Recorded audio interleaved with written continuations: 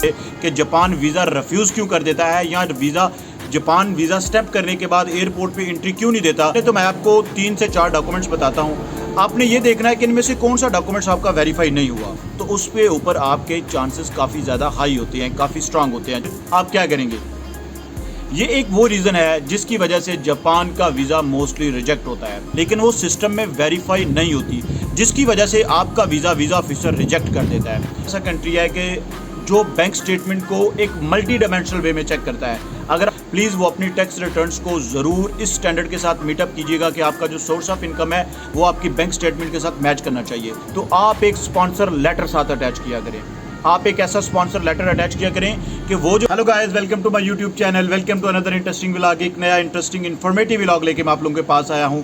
जो लोग भी जापान का वीज़ा अप्लाई कर रहे हैं वो इस वीडियो को ज़रूर देखिएगा। जो लोग जापान का वीज़ा रिजेक्ट होने के बाद अफसुर्दा हैं, परेशान हैं, उनको समझ नहीं आ रही कि अब हमें क्या करना चाहिए, वो भी प्लीज़ इस वीडियो को ज़रूर देखिएगा। और जो लोग रीज़न जानना चाह रहे हैं कि जापान का वीज़ा रिजेक्ट क्यों हो गया, वो भी प्लीज़ इस वीडियो को ज़रूर देखिएगा। और जो लोग चाहते हैं कि हमें एक कंप्लीट डिटेल और एक कंप्लीट इन्फॉर्मेशन मिले कि जापान वीज़ा रिफ्यूज़ क्यों कर देता है या जापान वीज़ा स्टेप करने के बाद एयरपोर्ट पे एंट्री क्यों नहीं देता, तो कंप्लीट इस वीडियो को देखिएगा, मेरे साथ स्टे इन टच रहिएगा। तो वीडियो को स्टार्ट करने से पहले मैं आप लोगों से रिक्वेस्ट करता हूं, जो लोग भी चैनल पे नए हैं काइंडली वो चैनल को लाइक करें, सब्सक्राइब करें, बेल के बटन को सर ज़रूर प्रेस किया करें। वीडियो अच्छी लगती है तो इसको ज़रूर मैक्सिमम लोगों तक शेयर किया करें। हो सकता है आपका एक क्लिक किसी को वीज़ा दिला दे, किसी को अप्रूवल दे दे वीज़े की, या किसी को वीज़ा रिफ्यूज़ल से बचा ले। जो लोग मुझे इंस्टाग्राम पे फॉलो करते हैं, मेरी इंस्टाग्राम आईडी आ रही है। मुझे इंस्टाग्राम पे सर टेक्स्ट मैसेज करने का तरीकाकार ये है कि पहले आप मेरी आईडी को फॉलो कीजिएगा, फिर आपने मुझे इंस्टाग्राम पे टेक्स्ट सेंड करना है, क्योंकि अगर आप फॉलो किए बगैर मुझे टेक्स्ट सेंड करते हैं तो आपका मैसेज चला जाता है अनवांटेड या अनरिक्वेस्टेड टेक्स्ट मैसेजेस में, जिसका रिजल्ट ये निकलता है कि आपका मैसेज उस लिस्ट में होता है जिसको मैं ज़्यादातर चेक नहीं कर सकता। अगर आप मुझे फॉलो करके टेक्स्ट मैसेज सेंड करते हैं, होपफुली विद इन अ 2 और डे आप ये कह सकते हैं, या मैक्सिमम 1 वीक के अंदर अंदर मैं आपको ज़रूर रिप्लाई करता हूँ। Definitely I will be get back to you with positive and proper response. Sir Japan का वीज़ा रिफ्यूज़ क्यों हो जाता है? सबसे पहले तो मैं आपको 3 से 4 डॉक्यूमेंट्स बताता हूँ। आपने ये देखना है कि इनमें से कौन सा डॉक्यूमेंट्स आपका वेरीफाई नहीं हुआ। फिर उसके बाद हम ये डिस्कशन करेंगे कि हमें वीज़ा अप्लाई कैसे करना चाहिए, जापान का वीज़ा कैसे अप्लाई करना चाहिए। फिर उसके बाद ये इस चीज़ के ऊपर डिस्कशन करेंगे, अगर हमने वीज़ा अप्लाई किया और हमें वीज़ा मिल गया लेकिन फिर भी एंट्री नहीं मिली तो उसकी रीज़न क्या हो सकती है। रिवोक कर दिया गया, एयरपोर्ट से वापस रिटर्न कर दिया गया, इसकी क्या रीज़न्स हो सकती हैं। इस कंप्लीट वीडियो में, इस कंप्लीट डिस्कशन के लिए मैं आप लोगों से सिर्फ एक रिक्वेस्ट करता हूं कि हम लोग जा रहे हैं लाइव सेशन स्टार्ट करने के लिए। अगर आपके क्वेश्चंस होंगे, अगर आपके काफ़ी सारे क्वेश्चंस होंगे, कोई पर्सनल क्यूरी है तो मुझे इंस्टाग्राम पे शेयर करें, जर्नल है तो मुझे कमेंट बॉक्स में हाईलाइट करें, या फिर आप मुझे ज्वाइन कर सकते हैं लाइव सेशन में, जो कि होपफुली 2 दिन या 3 दिन के अंदर अंदर हम लोग लाइव सेशन स्टार्ट करने जा रहे हैं। उसके लिए ज़रूरी है कि आप चैनल को सब्सक्राइब करके रखें। सर डॉक्यूमेंट्स कौन से हैं? नंबर 1 के ऊपर आता है जो जापान के वीज़ा के लिए सबसे स्ट्रॉन्ग डॉक्यूमेंट समझा जाता है, वो होता है आपका इन्विटेशन लेटर। आपको जापान का वीज़ा अप्लाई करने के लिए एक इन्विटेशन लेटर चाहिए। अगर आपके पास एक इन्विटेशन लेटर होता है तो आप जापान का वीज़ा अप्लाई कर सकते हैं। अगर आपके पास इन्विटेशन लेटर नहीं है और आप चाहते हैं जापान का वीज़ा अप्लाई करना, आप वीज़ा अप्लाई कर सकते हैं। चांसेस 50-50 होते हैं, वीज़ा लग जाए या नहीं लगता। लेकिन अगर आपके पास इन्विटेशन लेटर है तो उस पे ऊपर आपके चांसेस काफ़ी ज़्यादा हाई होते हैं, काफ़ी स्ट्रांग होते हैं, चांसेस काफ़ी ज़्यादा वीज़ा सक्सेस रेशो हाई होती है अगर आपके पास इन्विटेशन लेटर है। अब इन्विटेशन लेटर के ऊपर भी एक कहानी है सर। वो क्या इशू है? इन्विटेशन लेटर तो आपको मिल जाता है, काफ़ी सारे ट्रैवल एजेंट, काफ़ी सारे आपको लोग इन्विटेशन लेटर अरेंज करके दे देंगे। होपफुली वो लोग भी आपको इन्विटेशन लेटर अरेंज करके दे देंगे जो ऑलरेडी जापान में बैठे हुए हैं, लेकिन वो इन्विटेशन लेटर होपफुली वेरीफाई ना हो। फिर आप क्या करेंगे? ये एक वो रीज़न है जिसकी वजह से जापान का वीज़ा मोस्टली रिजेक्ट होता है। अगर आपका इन्विटेशन लेटर परफेक्टली और 100% वेरीफाई होता है तो जापान का वीज़ा आपको 99.9% आपको मिल जाता है। नंबर 2 के ऊपर डॉक्यूमेंट आता है आपकी होटल बुकिंग या होटल रिजर्वेशन, जो कि वेरीफाई नहीं होती। आप सम टाइम अपनी तरफ से या किसी ट्रैवल एजेंट की तरफ से होटल बुकिंग करते हैं, लेकिन वो सिस्टम में वेरीफाई नहीं होती, जिसकी वजह से आपका वीज़ा ऑफिसर रिजेक्ट कर देता है। नंबर 3 के ऊपर आपका जो डॉक्यूमेंट आता है वो आती है आपकी बैंक स्टेटमेंट। जापान एक ऐसा कंट्री है जो कि आपकी बैंक स्टेटमेंट को बहुत डिफरेंट पॉइंट ऑफ व्यू से देखता है। उसका बैंक स्टेटमेंट को चेक करने का क्राइटेरिया ये होता है कि सम टाइम वो आपकी बैंक स्टेटमेंट को पिछले लास्ट 6 मंथ की अगर आपने बैंक स्टेटमेंट सबमिट की हुई है तो वो 1 ईयर की भी कस्टमर से बैंक स्टेटमेंट या 1 ईयर की भी बैंक स्टेटमेंट रिक्वायर कर लेता है उन लोगों से जो वीज़ा अप्लाई कर रहे होते हैं। ठीक है, होपफुली जापान एक ऐसा कंट्री है कि जो बैंक स्टेटमेंट को एक मल्टी डायमेंशनल वे में चेक करता है। अगर आपने अपनी फैमिली के साथ वीज़ा अप्लाई किया है तो वो आपके सोर्स ऑफ इनकम से चेक करना शुरू कर देगा कि आपकी जो बैंक स्टेटमेंट है वो आपके सोर्स ऑफ इनकम के साथ वेरीफाई है या नहीं है, या आपने ये बैंक स्टेटमेंट फेक तरीके से प्रिपेयर की हुई है। तो बैंक स्टेटमेंट का एक ऐसा डॉक्यूमेंट है जो कि आपके वीज़ा में एक वाइटल रोल प्ले करता है।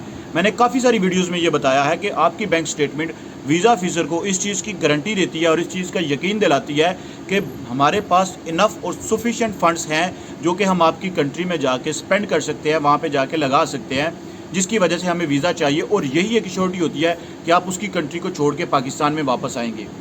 जो लोग जापान का वीज़ा इंडिया से अप्लाई करते हैं या अप्लाई करना चाहते हैं या पाकिस्तान से, प्लीज़ वो अपनी टैक्स रिटर्न्स को ज़रूर इस स्टैंडर्ड के साथ मीटअप कीजिएगा कि आपका जो सोर्स ऑफ इनकम है वो आपकी बैंक स्टेटमेंट के साथ मैच करना चाहिए। ये तो था फर्स्ट पार्ट ऑफ वीडियो। अब सेकंड पार्ट की तरफ जाते हैं। जापान ने वीज़ा दे दिया, आपको वीज़ा मिल गया, लेकिन फिर भी आपको रिवोक कर दिया गया, आपको एंट्री नहीं दी एयरपोर्ट पर। उसकी क्या रीज़न होती है? एग्जैक्टली ऐसा होता है। मैंने खुद अपने इस एक्सपीरियंस में देखा हुआ है और मैंने खुद इस चीज़ को जो है ना वो बड़े करीब से देखा है और इसके काफ़ी सारे केसेस को भी मैंने देखा है। मेरे एक भाई हैं, मैं उनका नाम नहीं लूँगा, होपफुली वो मेरी ये वीडियो देख रहे होंगे।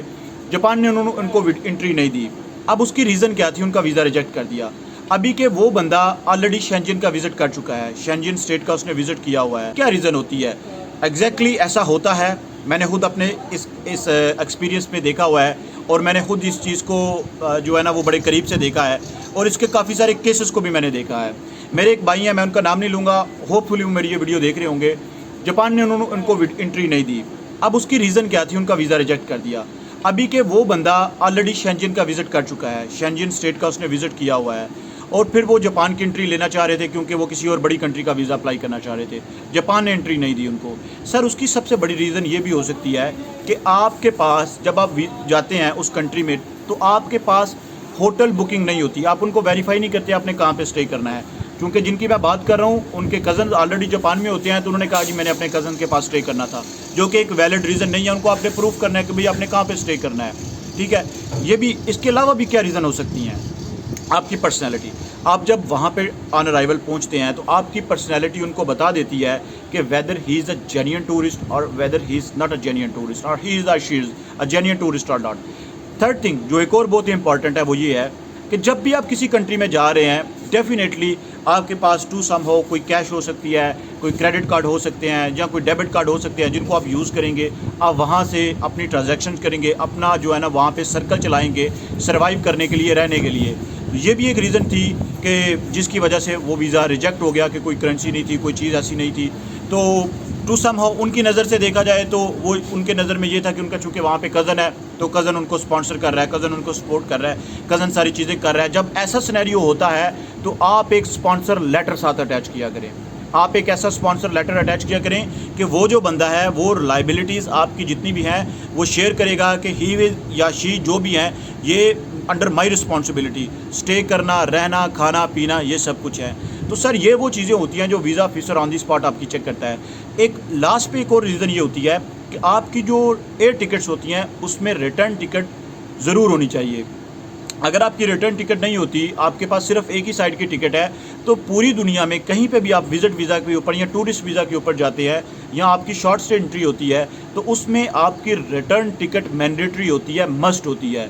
तो ये वो सारी रीज़न्स है जिसकी वजह से जापान का वीज़ा रिवोक भी कर दिया जाता है, एंट्री नहीं मिलती, या फिर जापान का वीज़ा आपको रिजेक्ट कर दिया जाता है, वीज़ा नहीं दिया जाता। तो वीडियो काफ़ी सारी लंबी हो रही है। मिलते हैं नए इंटरेस्टिंग व्लॉग के साथ, तब तक के लिए स्टे ब्लेस्ड, अपना ख्याल रखिएगा। अगेन जो लोग चैनल पे नए हैं काइंडली वो चैनल को लाइक करें, सब्सक्राइब करें, बेल के बटन को ज़रूर प्रेस किया करें। लाइव सेशन में ज़रूर पार्टिसिपेट करना है। आपकी कोई भी क्वेश्चंस होंगे, कोई भी क्यूरीज होंगी तो डेफिनेटली हम आपको उनका रिप्लाई करेंगे, रिस्पॉन्स करेंगे। तब तक के लिए stay blessed and take care.